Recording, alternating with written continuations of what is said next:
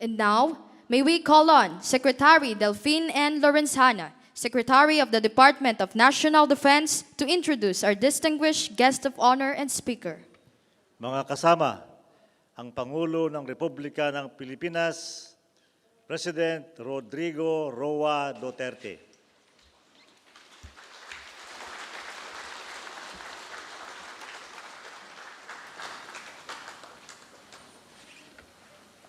Kindly sit down.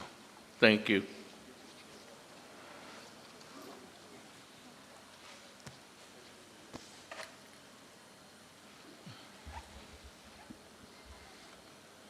National Defense Secretary Delphine Lorenzana, Senator Bongo, Sulu 2nd District Representative Munir Arbison, AFP Chief of Staff General Gilbert Gapay, the Major Service Commanders, Sulu Governor Abu Sakar Tan, Abdul Sakur, Sulu Vice Governor Abu Sakar Tan II, West Wingcom Commander Lieutenant General Corleto Benluan, the officers and personnel of the 11th Infantry Division led by its Commander Major General William Gonzales. Mga kababayan, before I read the prepared speech, I'd just like to say something from my heart. One is that I'm disappointed that I could not go to the hospital. There are times with so many restrictions, I cannot, I would not have want to visit the wounded soldiers. But just the same, please convey to them, kung narinig nila, my profound gratitude for their service to the country. To you, the men of the Armed Forces of the Philippines, I would like to tell you that I am here not really to protect wrongdoings. So I will not also do that, but you have my full support in everything that we do, which I think is the best for the country and for the rest of the Philippines. So we have a problem also here, and I'd like to make a special mention to Sakur na yung tulong mo sa gobyerno cannot be measured in terms of, except that we feel also that you are doing your best, and for that, you have my gratitude for helping the Armed Forces of the Philippines. Idol kita, Sakur. Basahin ko na lang itong kawawa naman yung gumawa nito. Baka na oh. We just celebrate the start of 2021 a few weeks ago. Yet the dangers we faced last year remain in the midst. We thus thank you, our brave soldiers, for your unrelenting service to the nation during these difficult times.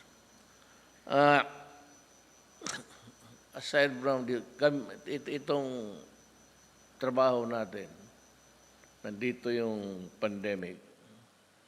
Yet we are securing the measures of government, protect them. Itong mga sa checkpoint, matrabaho talaga yan.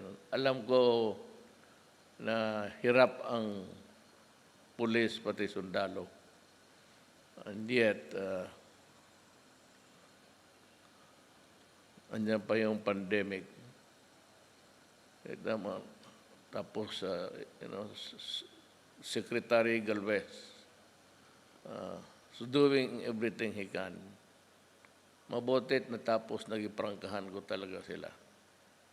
Ngayon sabi ko, posta ko yung presidency ko nga. Walang graft yan. At si Secretary Galvez, kilala ko. Para sa akin, I was there in Marami when we were fighting the Islamists. And I saw in him the... Kaya noong pag-retire niya, kinuha ko. Tapos ngayon ito, binigay ko sa kanya lahat. Ikaw lang ang magturo nito. Now, let me be very clear.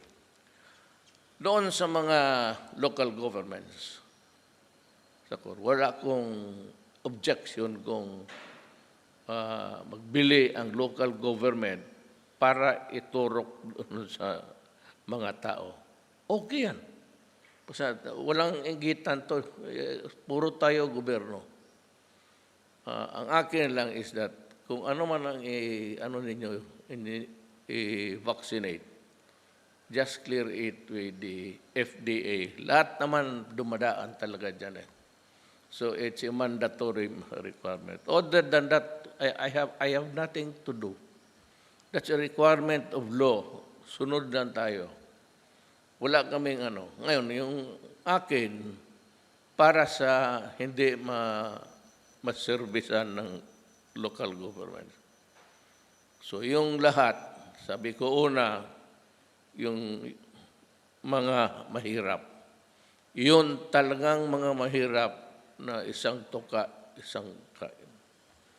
Unahin ko yun, pati yung uniform service. Kasi, kung paano kung magkasakit ito lahat, paano, how can we function a government with a sick soldier or policeman in your midst? So, ang sunod niyan is umauna kayo. And if the Secretary Galvez would sabihin ko sa kanya, kasali na yung pamilya ninyo. Magpunta yung mag-inject sa mga kampo, turukan, pati yung mga anak ninyo. So ito lahat libre ito. Libre. So that you're dependent, para hindi kayo mag-worry kung nandyan na ano kaya mangyari. Ano ito, this is a very vicious microbe. Tsaka kaming lahat na karamihan sa mga kaklase ko, sa kabats ko, classmate ko, 4 ang patay. Kasi matanda na. Kaya rin ako takot, baka kasali na ako doon sa mag-expire sa aming class 72 sa College of Law. Namamatay, diretso. So, yan ang pasensya na kayo. I have to inject something. To this day, terrorism and insurgency continue to plague our land, disrupting public order in the middle of pandemic. They're taking advantage of the situation. Recently, many among your ranks offered their lives for our country. On behalf of a grateful nation, I convey my most profound sympathies to their grieving families, for they are the ones who made the ultimate sacrifice in the name of peace. For that, we will forever be grateful. Sabi ko na nga, wherever I go, police o military, do not ever worry na yung anak ninyo. Ako ganoon rin eh. Lumilipad ako, I go everywhere. Pumupunta rin ako ng kampo. I travel dyan sa untrodden, hindi ginagamit na daan, just to fulfill a duty as a president, to be with the people. Trabaho ko yan. At saka hindi naman ako babalik na. So, binigay ko na, I'm walking the extra mile to show to the people na ang gobyerno nandyan at hindi sila iwanan. The year ahead will bring our military many opportunities and challenges.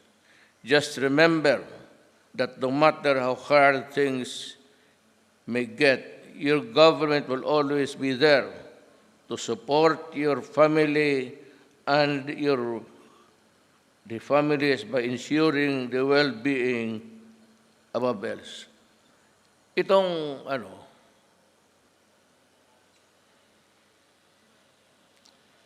wilo na pati yung veterans, may 50 million each yan. Ginawa ko yan.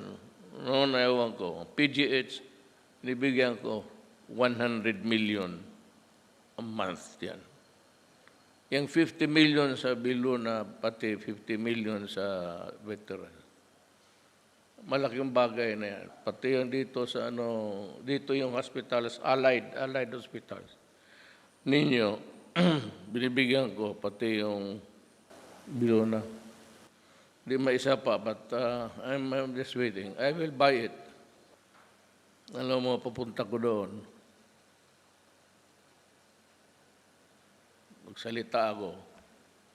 Alam mo, sa court tayo, hindi naman tayo either way, it's a pretended, kung nagpipretend tayo mga elected officials o galing sa puso yung serbisyo mo, punta ako doon. Paglabas ko, mga bata, nasabi, Mayor naman talaga ang tawag sa akin. Mayor. So lumapit ako. Sabi ko, sino ito? Kayo, sino? Tinanong ko yung mga matatanda. Anak ito na mga sundalo. Diyan sa Zamboanga. Tapos yung isa, may gustong lumapit sa akin. Karga-karga siya. Papa. Ang bata na may gulo tapos nagsisigawan. Tapos nakatingin sila sa akin. Yung iba lumalapit. Siya naman, Papa. Kasi kinuha ko yung bata. Sabi ko, sige ako ang papa mo. Sabi ko, saan? Ngayon, saan ang papa mo? Sabi ko, saan ang papa nito? Sabi sa Manila, nag-training. Ang nanay, sabi nila, nag-training rin.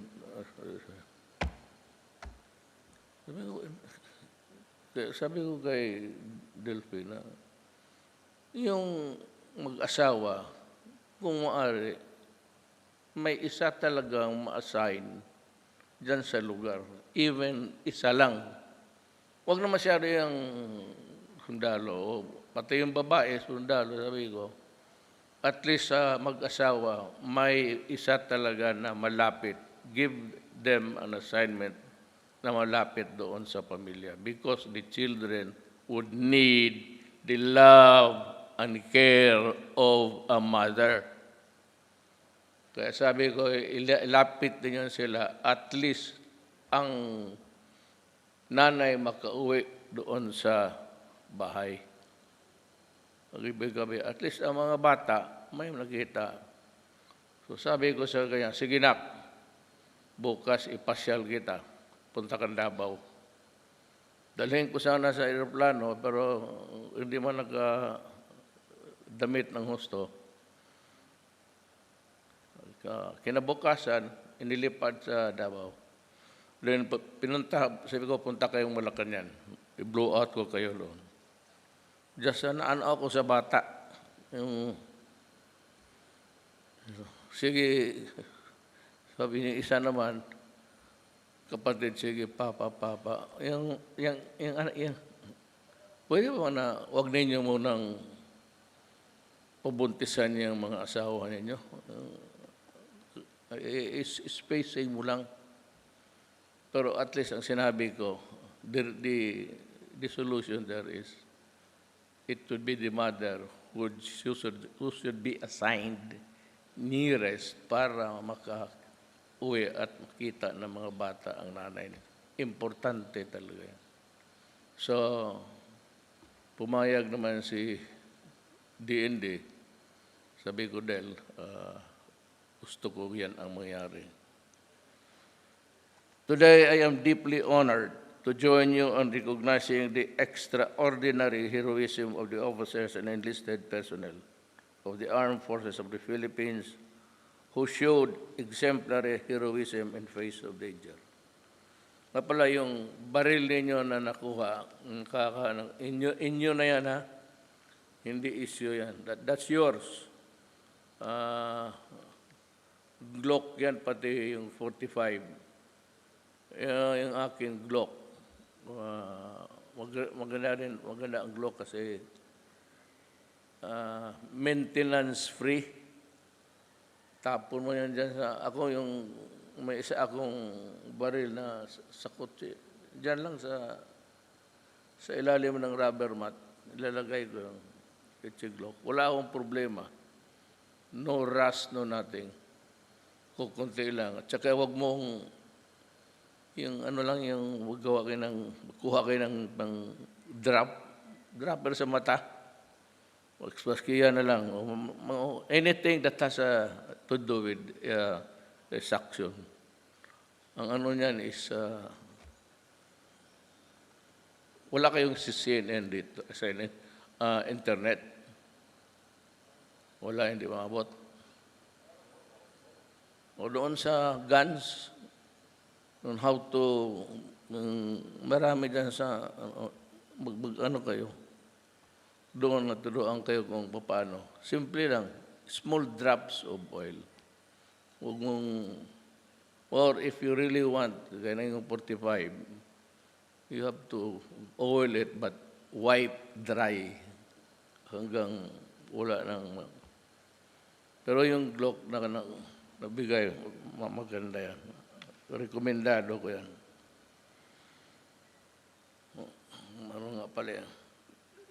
They will be conferred with the order of Lapu-Lapu with the rank of Kamagi, which I hope will further inspire the rest of our men and women in the AFP to continue serving our country no matter the cost. Hindi ako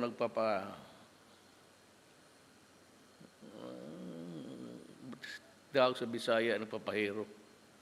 Nothing of the sort.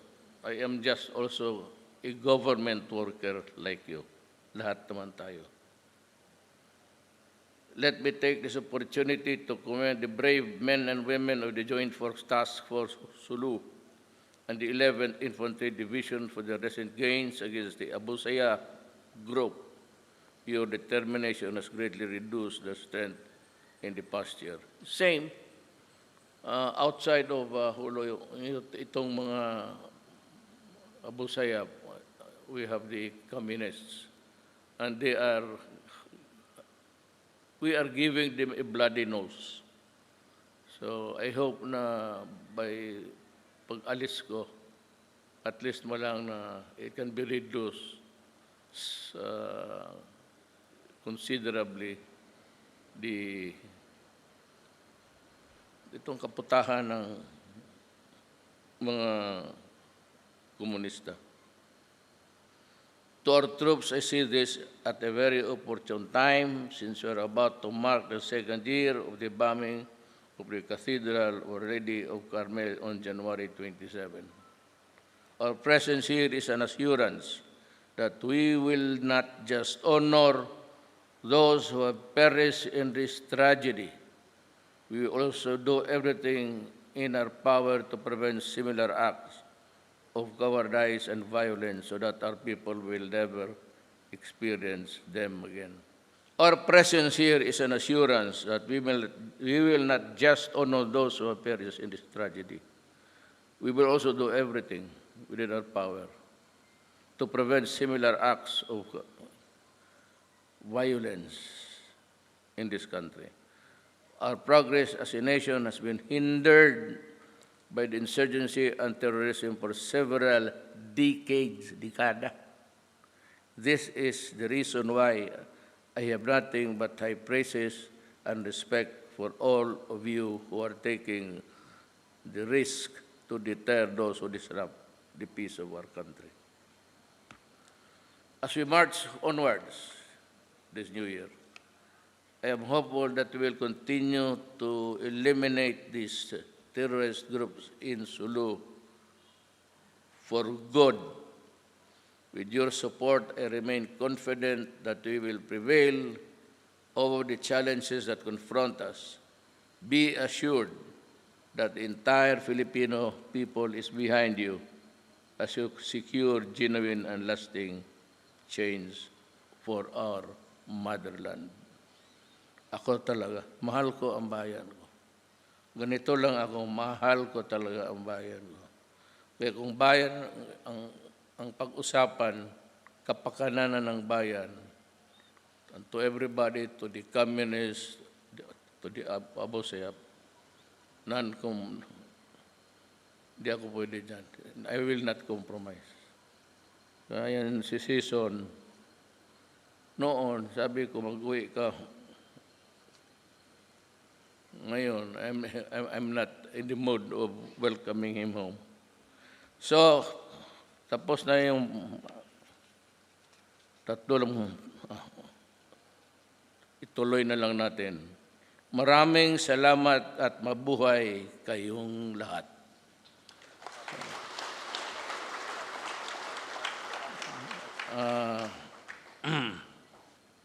Para sa mga NPA, talagang galit ako dyan sa kanila. Galit na galit talaga ako. Marami yan silang pinatay. Ang half-brother ng tatay ko, kumain sila sa bahay, pagkatapos binaril pa sa bunganga yung... Kaya yan si Inday, kasi nung nagpunta kami doon sa bahay, she was about 14, 15, or 16. Basta hindi mo about 16. Nakita niya yung patay. Nakaganon, may mga pagkain. Pag brutal masyado, kakain ka tapos patay mo. Kaya galit talaga ako sa mga putang inang yan. Yan si Inday. Kita mo si Inday. Ngayon, light kernel na ba si Inday mo? Full kernel na. Believe. Ako hindi mo lang ako binigyan na baski honorary corporal.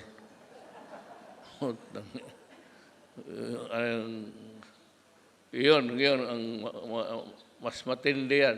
Maniwala kayo sa akin. Mas matindi yan.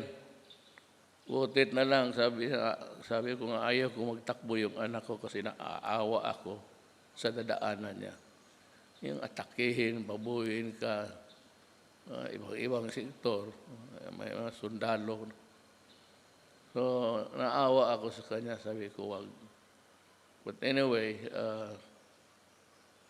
ako, I will serve you to the very end of my term. Kung paabutin, if I reach the finish line. Pero itong, may nagpiplano akong dagdag. Mag-usap tayo dahil kasi yung sana bilhin natin sa yung bili pa ako ng akong project ako ng ilang itong sa yung marami pa ba yung Huey na yan? Naiwan. Palitan ko na sana. Wala na, maano na talaga yan, luma na. Baski na sabihin mo, maintenance, The theory kasi, if you're a pilot, so I used to fly once. Nung bata ako, lumilipad ako. The theory is an airplane can fly forever. But, theory lang yan, with good maintenance, kung maintain mo yung makina. Pero baski yung mga piloto dito, yung every time i-pressurize na yung eroplano nagaburot yan, nag-expand yan ng kunti. Tapos ganun, every time mag-take off pressure, tapos decompression. Isang minsan sumasabog. O minsan talaga yung tignan ko kung pagka makabili ako ng ilan para pangpalit dyan sa UV na yan. Kabili siguro ako ng mga 6-7, okay na yung pampalit sa yung heavy cargo. Meron kasi doon deal. Hindi lang natuloy. Tatanungin ko hindi naman ako, well, anyway, that is my next project. Bibili ako ng mga helicopter para sa mga hospital. Sayang ang buhay. Saka pwede pa naman natin remedyohan sa Bisaya. Kung may remedyo dyan, if it can be remedied, we will. I am not making any hard promises. But you can rest assured, I will try my best to look for money para palitan ko yung mga luma na. Sumasakay rin ako niyan. So, noon, yung mayor ako, hindi man ako nakakasakay ng yung ginagamit ko ngayon. Ano pa yan? Vietnam vintage. But anyway, these are all things screwing my mind. Kasi yung recent crash, mamasaktan ka talaga. Kung wala kang connection sa gobyerno, okay lang. But kagaya ko, ako yung parang administrador ng bayan, tapos gano'n ang nangyari. Masakit para sa akin. You just don't know the pain that I suffer every time. Yung tanongin mo yung subong. Pagdating ko ng brief, gabi-gabi, yung journal, anong pangyari for the day. Ang una kong binibigay ni Bong Pronto, tingnan ko ilang sundalo ang namatay ngayon. Then, wala na. Sira na ang magkain ako, okay lang. Kung hindi pa ako nakakain, sira na. Wala na akong gana. Sabagay, hindi naman ako pumapayat, pero it louses up the day for me. So, rest assured, soldiers of the Republic, I really love you. And I love the way that you are serving the country. And in return, I also, minamahal ko kayo. At maghanap ako ng paraan sa helicopter na yan. Maraming salamat po.